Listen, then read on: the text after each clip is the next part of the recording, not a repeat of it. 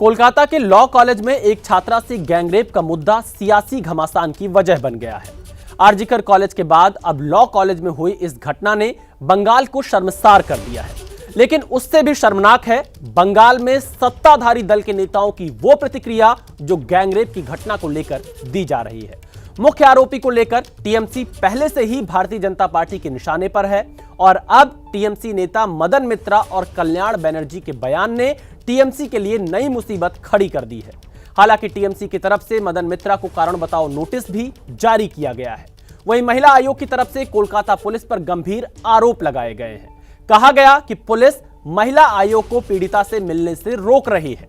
कल बीजेपी ने ममता सरकार के खिलाफ जोरदार प्रदर्शन किया था, जिसके बाद बीजेपी बंगाल के प्रदेश अध्यक्ष और केंद्रीय मंत्री सुकांता मजूमदार को हिरासत में लिया गया। करीब 12 घंटे के बाद उनकी रिहाई हुई। कोलकाता गैंगरेप को लेकर टीएमसी विपक्षी दलों के निशाने पर है, तो वहीं मदन मित्रा और कल्याण बनर्जी के शर्मनाक बयान को लेकर टीएमसी में ही तकरार शुरू हो गई है। पहले पार्टी ने मदन मित्रा और कल्याण बनर्जी के बयान से किनारा किया, जिसके बाद महुआ मोइत्रा ने कल्याण बनर्जी पर निशाना साधा और अब कल्याण बनर्जी ने महुआ मोइत्रा पर पलटवार किया है। दरअसल महुआ मोइत्रा ने दोनों नेताओं के बयान पर आपत्ति जताई थी, जिस पर कल्याण बनर्जी की प्रतिक्रिया सामने आई है।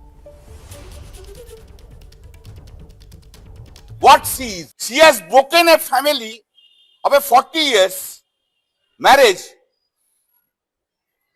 and married a guy of 65 years. Women of the country will decide it. अब आपको एक बार टीएमसी के दो बड़े नेताओं का वो बयान भी सुनवा देते हैं, जिस पर टीएमसी के अंदर ही ये सियासी तकरार शुरू हुआ है। নিরাপত্তা কাকে দেবে? নিরাপত্তা তো তার সহকর্মীরা দেবে, সহকর্মীরা দেবে।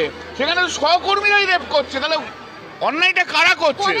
নিরাপত্তা কাকে দেবে? নিরাপত্তা তো তার সহকর্মীরা দেবে, সহকর্মীরা দেবে। সেখানে সহকর্মীরাই রেপ করছে, তাহলে অন্যায়টা কারা করছে? तो जिस दिन कॉलेज बंद है, परीक्षा चल रहा है, आपको यूनिट की कुछ बनाएगा तो आप मत जाइए, इसमें आपको भला नहीं होगा। वो लड़की अगर नहीं जाता तो ये घटना नहीं घटते थे। अगर जाने का टाइम लड़की किसी को बता के जाते थे, दो सहेलियां लेके जाते थे, ये नहीं घटते। वो जो देख रहे हम जो गंदा काम किया, वो he had taken the advantage of the situation. Kolkata gang rape कांड को लेकर महिला आयोग की टीम कोलकाता पहुंची, जहां महिला आयोग की टीम ने कोलकाता पुलिस पर गंभीर आरोप लगाए। पीड़िता से मिलने से रोक रही है पुलिस, यह कहना है एनसीडब्ल्यू के सदस्य मुजामदार का। पीड़िता के परिजनों से भी मिलने से रोका गया, पीड़िता को कहीं छिपा कर रखा गया है। एनसीडब्ल्यू के सदस्य ने ये सभी आरोप यहां पर कोलकाता पुलिस पर लगाए हैं।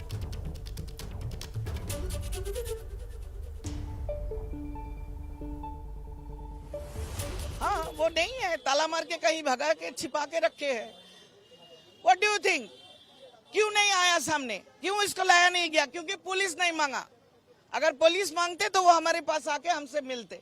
जो हुआ है ये हम रिपोर्ट में बाकी काम करें। पुलिस ने कल कमीशन के चिट्ठी मिलने के बाद फटाफट 164 करवा लिया। फटाफट उनका मेडिकल लीगल जो कंप्लीट नहीं था वो हुआ। उसके बाद उनका क्राइम सीन में लाके एग्जामिनेशन हुआ। सारे काम कर लिया एक के दिन में, और उसके बाद उनको पता नहीं है कि वो कहाँ है। So funny, even a small child will laugh at this.